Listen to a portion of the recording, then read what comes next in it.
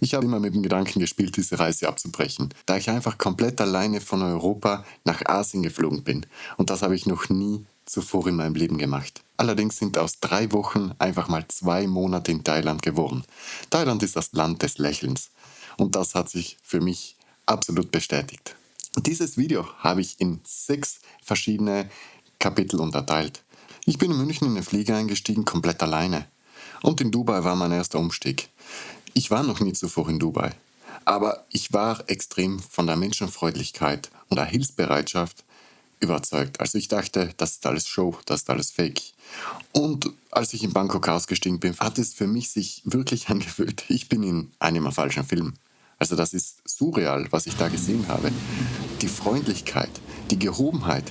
Ich bin mit der Einstellung rübergeflogen, ich fliege jetzt in ein drittes Land, also in ein unterentwickeltes Land. Und das hat nur der Flughafen mir schon bestätigt, dass diese Aussage und mein Gedankensweg komplett falsch war. Dennoch war die Angst immer bei mir. Und ich hatte wirklich Angst. Also so oft, wie ich in dieser Zeit gedacht habe, das ist ein Fehler, was ich mache, die hatte ich danach nie wieder. Und die ist einfach nach dem ersten Tag, nach der ersten Bekanntschaft komplett verflogen. Und es hat sich für mich alles geändert. Kapitel 1: Bangkok Kulturschock. Die ersten 2, 3 Tage habe ich einfach mal für mich gebraucht. Zum einen mit der Zeit umstellen, 5 Stunden Unterschied zur Zeit hier, also schon mal der Schlafensrhythmus hat sich um 5 Stunden nach hinten verschoben. Und es war für mich anstrengend. Gleichzeitig war es bei uns hier minus 10 Grad, um die 0 Grad teilweise. Es war sehr kalt. Und als ich in Thailand aus dem Flieger gekommen bin, bin ich in die pralle Hitze gekommen. 35 Grad Standard. Und das für den Körper war das nicht das Beste. Und ich muss euch ehrlich sagen, da hatte ich meine wirklichen Probleme die ersten Tage. Ich habe viel geschlafen und musste einfach auf alles ein bisschen klarkommen. Und das Lustigste am Ganzen, es war Songkran. Songkran ist das Neujahresfest in Thailand. Dort ist einfach mal ein Ausnahmezustand. Auf den Straßen Wasserschlachten, Geschäfte geschlossen, keine Routinen. Überall, wo du hinkommst, wirst du einfach mit einer Wasserpistole angespritzt. Und ich bin ja ohne Erfahrung dahin gekommen und ich wusste von nichts. Ich bin da durch die Gassen gegangen und ich habe mich nicht ausgekannt. Was ist jetzt los, bis mir das jemand erklärt hat? Und dann hat es mir angefangen zu gefallen und auch mein Reisefieber und allgemein diese 2, 3 Tage nach dem Flug sind dann gesundheitstechnisch ein bisschen besser gegangen und somit konnte ich das erste thailändische Essen genießen. Ja, ich habe bis zu diesem Zeitpunkt nur vom 7-Eleven Fertigprodukte gegessen, da ich einfach Angst vom Streetfood hatte. Songkran kurz erklärt ist das thailändische Neujahresfest. Dort wird mit Wasserschlachten jeder, ausnahmslos jeder, egal ob es ein Beamter ist, ein Arzt ist, er wird von Kindern, von Frauen, von Männern, von allen mit Wasserpistolen bespritzt. Das soll die Unreinheiten vom letzten Jahr abwaschen, so demonstriert werden. Und man muss wirklich sagen, das ist mittlerweile seit 2023 ein Kulturerbe. Also das ist so offiziell erkannt. Und das war wirklich das lustigste Festival, was ich in meinem Leben erlebt habe. Danach habe ich die berüchtigsten Straßen in Bangkok abgecheckt. Die wurden mir oft empfohlen, ich habe von dem nichts gewusst und dann habe ich einen Deutschen kennengelernt, mit dem habe ich dann die zukünftige Zeit in Bangkok einfach verbracht und wir haben gemeinsam Tätigkeiten ausgeführt. Wie zum Beispiel Touristenattraktionen angeschaut, auf die gehe ich gar nicht ein, weil die sind wie überall einfach überbewertet. Khao San Road.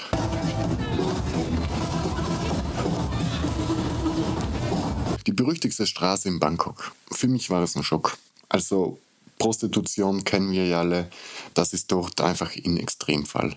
Und es ist Fremdschämen, denn 90% in dieser Straße findest du eigentlich nur Touristen im älteren Alter, die sich mit Jüngeren vergnügen. Also für mich war das was ich angeschaut habe, ich habe es aber nicht gefilmt und ich habe keine Lust, hier alles möglich zu zensieren. Das war ein Abend, den ich dort verbracht habe. Danach nie wieder. Ich bin nicht der Mensch dazu. Und Thailand hat wirklich schönere Orte zu bieten, was ich im Nachhinein an eigener Haut erleben durfte. Kapitel 2. Das war dann eine Woche später. Dort habe ich angefangen zu leben. Da hat dann sich für mich einfach alles verändert. Das komplette Stadtleben von Bangkok komplett abgeschlossen und dann weiter nach Ao Nang gefahren, genauer gesagt Krabi, und dort meinen ersten Roller ausgeliehen, meine ersten schönen Strände angesehen, die atemberaubend sind. Kostenlose Liegeplätze, überall günstiges Essen und man findet überall Kokosnüsse.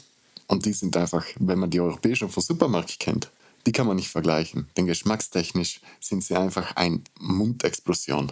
Wie bei uns hier in Südtirol jemand sagen würde, Also das ist Mund-Aquaplaning vom Feinsten. da ich dann meinen ersten Roller hatte, war ich dann flexibel und ich konnte eigenständig erkundigen. Und dabei bin ich auch schon in ein Naturschutzgebiet gefahren. Ich wollte es nicht, aber ich bin da gelandet. Habe da schon mal eine Ermahnung erhalten, dass ich hier nicht reinfahren darf. Ich kann nur Eintritt bezahlen, also das sind umgerechnet ein paar Euro gewesen, und dann kann ich es zu Fuß erkundigen. Das ist der sogenannte Nationalpark Khao Nang Nak. Verzeiht mir, wenn die Aussprache nicht richtig ist, aber ich weiß es bis heute noch nicht, wie das richtig heißt. Das ist so eine Wanderung, die man da in diesem Naturschutzgebiet machen kann. Extrem schöne Aussichten. Man sieht alles Mögliche an Pflanzen und Tieren, die man so in Europa einfach nicht kennt. Und was ich zu diesem Zeitpunkt noch nicht wusste, Thailand ist das berüchtigste Land mit den tödlichsten Schlangen, der sogenannten Königskobra. Ich habe keine gesehen mit eigenen Augen, aber ich habe viele schlimme Fälle miterleben durften, gehört, gesehen im Krankenhaus. Da habe ich ein bisschen umgedacht. Also ich habe wirklich anders gedacht, denn ich bin dieses Naturschutzgebiet, da ich kein richtiges Schuhwerk mit hatte, in Flipflops abgegangen. Und teilweise barfuß, da man von den Flipflops einfach herausrutscht und barfuß besser unterwegs ist. Ich kann es nicht weiterempfehlen. Wenn du das gehen willst, hol dir gutes Schuhwerk. Das ist wirklich ein A und O, wenn man in der Wildbahn unterwegs ist. Für Ausländer ist der Eintritt um die 5 Euro, also nichts Weltbewegendes. In Ao Nang hatte ich mein Hotel komplett am Rande von den Touristen. Also wirklich an einem Berg ran, wo weit und breit kein Haus war und ich die schönste Aussicht über das ganze kleine Dörflein, nenne ich es fast. Es ist eine Stadt, aber für mich hat das einfach mehr Dorffeeling gehabt. Einer der bekanntesten Attraktionen in Ao Nang ist der Monkey Trail. Das ist so ein Wanderweg, wo du überall Affen siehst. Und die sind freundlich, also die greifen keine Touristen an. Man soll sie allerdings nicht füttern. Und den bin ich öfter abgegangen. Das war so meine Abendroutine durch, kann ich es fast schon nennen, zur Entspannung. Persönlich muss ich sagen, habe ich auf diesem Weg immer wieder Leute kennengelernt. Eines Abends bin ich den so abgegangen und habe einfach jemanden von Singapur kennengelernt. Das war ein Fräulein, die war ein bisschen älter wie ich, aber extrem sympathisch. Wir sind da ins Reden gekommen, weil sie alleine gesessen ist. Ich habe sie einfach angesprochen und danach habe ich ihr eine Kokosnuss bezahlt und dachte mir, ja, okay, ganz sympathisch, ganz nett, fehlt nicht viel. Aber der Hintergedanken immer so, dass Touristen wegen dem Reisepass und wegen dem Geld bevorzugt werden, den hatte ich halt, weil das habe ich als Europäer so mich im Vorhinein informiert. Und diese Kokosnuss, die hat viel ausgelöst, denn danach hat sie mich zum Abendessen eingeladen. Und ich habe dann so durchs Reden herausgefunden, also so vom Verdienst her weitaus über mir, was sie verdient und alles drum und dran. Sie hat mir dann das Essen bezahlt, sie musste dann leider wieder zurück nach Singapur. Und Singapur ist ja für alle bekannt, eins der teuersten Länder und eins der sichersten Länder weltweit, mit meisten Vorschriften. So war ich dann wieder alleine und habe nächsten Tag wieder neue Leute kennengelernt. Und so ist es mir einfach Tag und Nacht gegangen. Auf das möchte ich auch nicht genauer eingehen, denn Menschen kennenlernen in Thailand, das geht wirklich für jeden. Ob du schüchtern bist, ob du, keine Ahnung, so wie ich bin extrem gesprächig. Ich habe auch hier beim Videoschneiden immer das Problem, dass ich zu viel dann rausschneiden muss, weil einfach das Video zu lang wird. Mir hat Thailand wirklich sehr gut gefallen, bis zu diesem Punkt. Aber da habe ich noch nicht viel mit Einheimischen zu tun gehabt. Immer nur Deutsche, Franzosen. Von Singapur ist ja auch nicht Thailand. So Thailänder selbst hatte ich bis zu diesem Zeitpunkt einfach nichts zu tun. Außer beim Einkaufen. Der Kollege, den ich zuerst in Bangkok kennengelernt habe, von Deutschland, der ist dann zuerst Phuket geflogen. In der Zwischenzeit bin ich Koh Nang, habe da meine 2, 3 Tage alleine verbracht. Und der ist dann von Phuket wieder zurück nach Koh Nang gekommen und wir haben dann gemeinsam wieder ein bisschen erkundigt. Beide einen Roller gehabt. Und das kann ich jedem nur ins Herz legen. Hol dir einen Roller. Die kosten am Tag einfach 5 bis 10 Euro. Also das ist für europäische Verhältnisse einfach nicht viel. Und auch der Sprit, den man dafür braucht, das kostet nichts. Und was mir auch aufgefallen ist, das Essen. Aber bis zu diesem Zeitpunkt habe ich ja immer nur in Touristenorten gegessen und war immer in Touristenregionen, da ich keine Rolle hatte und auf Taxis und so angewiesen war. Und da sind die Preise, muss ich ehrlich sagen, nicht gut. Also für Thailänder extrem übertrieben, für Touristen ein normaler Preis, wie wenn ich in Europa was esse. Also da zahlt man schnell mal so ein Abendrestaurant für Touristen, zahlst du ohne mit der Wimper zu zucken 30 bis 50 Euro. Auf diese Sachen gehen wir später ein, denn das zweite Monat habe ich dann auf thailändische Verhältnisse gelebt. Also dranbleiben. Die Zeit ist zu schnell vergangen. Auf einmal waren die 2 Wochen wieder um und dann habe ich mir gedacht, komm, jetzt noch 3 Tage Phuket abchecken. Schauen wir mal, wie die Insel ist, denn jeder hat von dieser Insel einfach geschwärmt. Kapitel 3, Phuket. Mein Plan war es, 3 Tage zu bleiben. Und da habe ich mir gedacht, komm, jetzt das erste Mal ein richtiges Motorrad ausleihen. 3 Tage Honda CRF ausgeliehen. Aber aus diesen 3 Tagen wurde einfach mal ein ganzes Monat. Dabei habe ich das erste richtige Motorrad ausgeliehen. Eine Honda CRF 300. Ist in Thailand ein Standardmotorrad. Aber es zählt dort schon als Big Bike. Und ich hatte meine Freude des Lebens, muss ich euch wirklich sagen. Nun ja, es hat sich dabei auch alles ein bisschen geändert. Da bin ich in die erste Polizeikontrolle gefahren. Ja, die Straßen sind zwar göttlich, aber auch die Polizeikontrollen, speziell in der Touristengegend Patong. Dort sind jeden Tag Kontrollen und ich bin da gefühlt jeden Tag angehalten worden und musste auch jeden Tag Strafe bezahlen. Ich weiß einfach komplett nicht, was ich falsch gemacht habe. Why you think? No, you not. Ah, Hey, here. why okay? I film me. Okay. You see, the lens is on this side. Aber dazu habe ich ein eigenes Video aufgenommen, das kommt im nächsten Video, Freunde. Nach den 3 Tagen habe ich einfach mal meinen Flug verlängert und einen Monat nach hinten verschoben. Da ich eine Thailänderin kennengelernt habe, aber nicht in den Touristenzonen, sondern komplett abseits. Und ich habe einfach die Möglichkeit gehabt, ins lokale Leben einzutauchen und dann realistische thailändische Preise zu sehen und wie das Lokalessen dann wirklich ist. Also Touristenpositionen, thailändisches Essen extrem teuer. Ländlichen Bereichen thailändisches Essen extrem günstig, aber extrem gut. Also das war das beste Essen, was ich in meinem Leben gegessen habe und ich bin jeden Tag 3-mal essen gegangen und jedes Mal mit einer Vorfreude, die du dir einfach nicht vorstellen kannst. Dabei habe ich auch angefangen, richtige Aktivitäten durchzuführen, da ich zum einen ein besseres Hotel gehabt habe und jemanden kennengelernt habe, die in einem besseren Restaurant arbeitet und ich wurde dann in das Restaurant eingeschleust. Das heißt, ich habe für das Essen nichts mehr bezahlt. Ich konnte rein und rausgehen bei der Tür, wie wenn ich ein Lokallebender wäre. Die haben mich wortwörtlich nach Messen sogar mit zu ihrem eigenen Essen genommen, in ihre Wohnungen mitgenommen und haben mich wirklich, ich dachte, das ist ein Traum, wie kannst du jemanden so gut behandeln? Also die Gastfreundschaft ist einfach krank. Ich hatte aber immer so einen Hintergrundgedanken, dachte mir, vielleicht ist das, weil ich Europäer bin und einen europäischen Reisepass habe und vielleicht ist es, weil man Geld hat als Europäer. Aber das hat sich irgendwie nie bestätigt, dass ich da richtig liege, denn ich habe keinen Hintergrund gefunden. Ich wurde nie ausgenutzt. Es wurde nie auf Geld geschaut. Es wurde mir immer alles bezahlt. Und für thailändische Verhältnisse, muss ich sagen, haben die auch sehr gut verdient. Ich bin dann Jetski gefahren. Ich war auf den Phi Phi Islands. Ich habe sonstige Aktivitäten ohne Ende gemacht. Und durch das Hotel bzw. Restaurant habe ich Spezialpreise bekommen. Phi Phi Island, wer dort mal war, weiß, es kostet um die 7.000 Baht. Ich habe es um 3.000 Baht erhalten. Also um die Hälfte für 2 Personen. Jetski fahren auch, Preis reduziert bei alles, weil derjenige, der Besitzer vom Restaurant, gefühlt jeden von Insel kannte. Auch bei zukünftigen Polizeikontrollen hat er gesagt, ich kann ihn einfach anrufen, er redet mit dem Polizist, ich kann weiterfahren. Es hat sich so bestätigt, ich habe keine Strafen mehr bezahlt. Also es hat sich für mich einfach alles geändert und ich wollte dann nie wieder zurück, weil es einfach ins Positive gegangen ist und so stark ins Positive, dass ich wirklich, es hat sich für mich surreal angefühlt. Ich dachte, ich bin in einem Traum. Und Mayabi. Jeder hat es mir empfohlen und ich musste es einfach mal machen. Es ist ehrlich gesagt die größte Attraktion in Thailand und viele fliegen nur wegen diesem dorthin. Wo ich dir ehrlich sagen kann, wenn du in Südtirol mal warst und den Praxavilsee kennst, da wimmelt's nur von Leuten.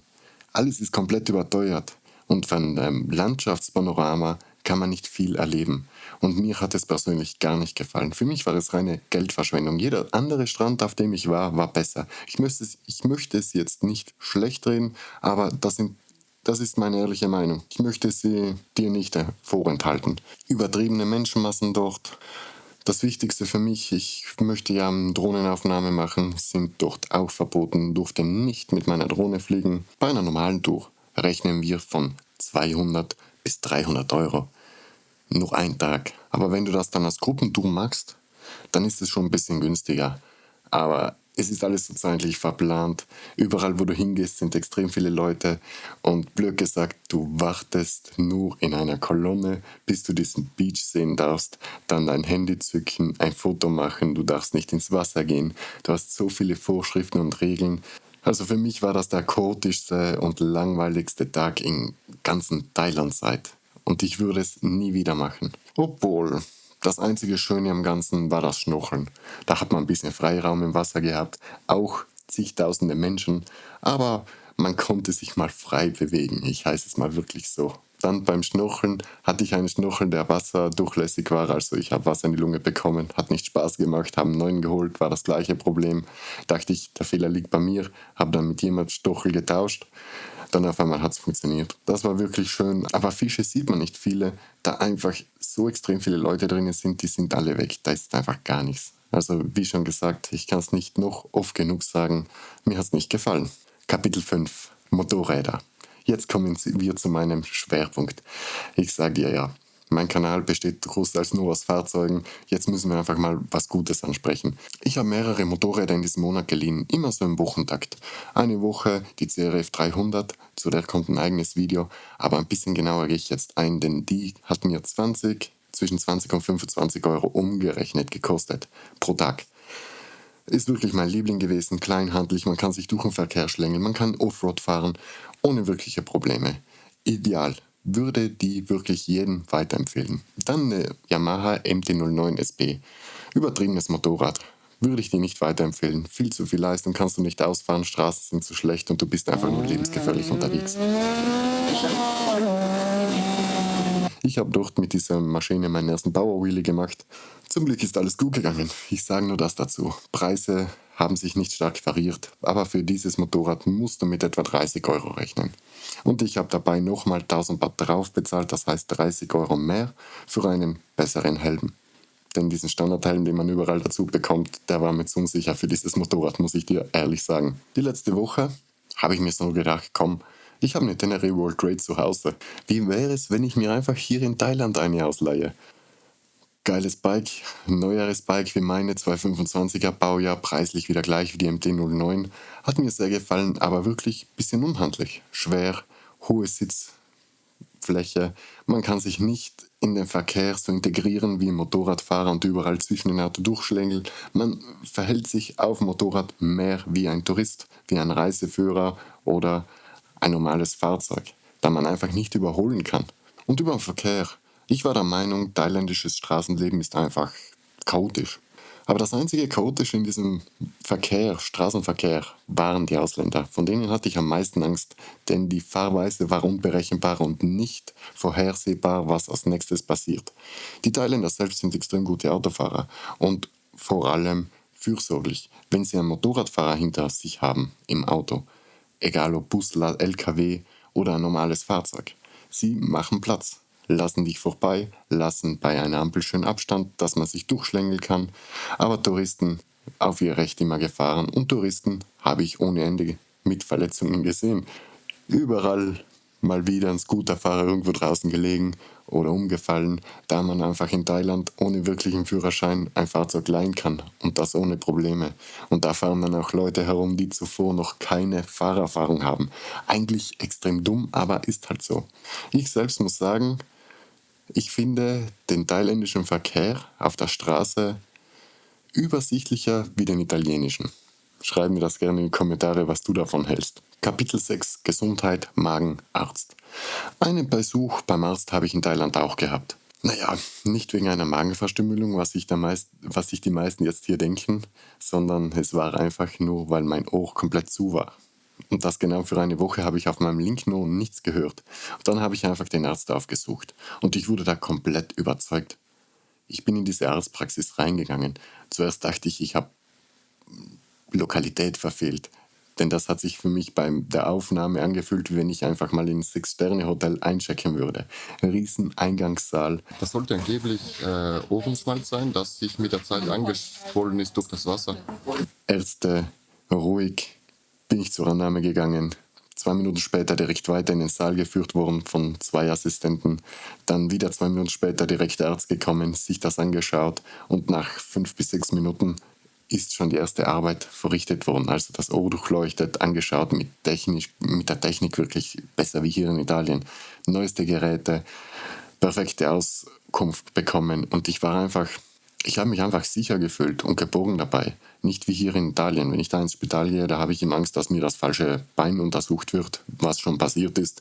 Da ist alles chaotisch und du wartest 6, 7 Stunden und dann bekommst du falsche Rechnungen zugeschickt und.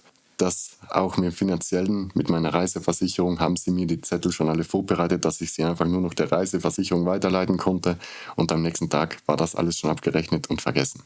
Also unkompliziert und einfach und wirklich zuvorkommen.